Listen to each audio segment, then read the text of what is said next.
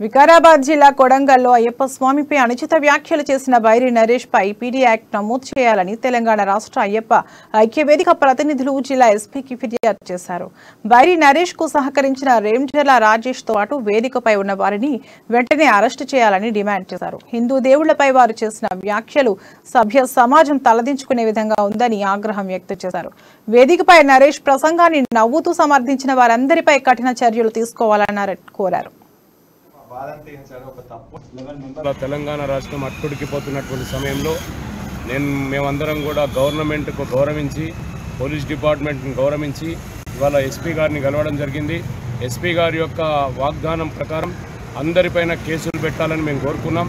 అక్కడ ఉన్న వాళ్ళు ఒక్కరిద్దరినో ఏదో మమ అనిపించడానికి కోసం కాదు, వాళ్ళ మీద ఉన్నటువంటి పీడీ యాక్ట్ కంపల్సరీ బుక్ చేయాలని అది మొత్తం కూడా ఎస్పీ గారితో మాట్లాడడం జరిగింది.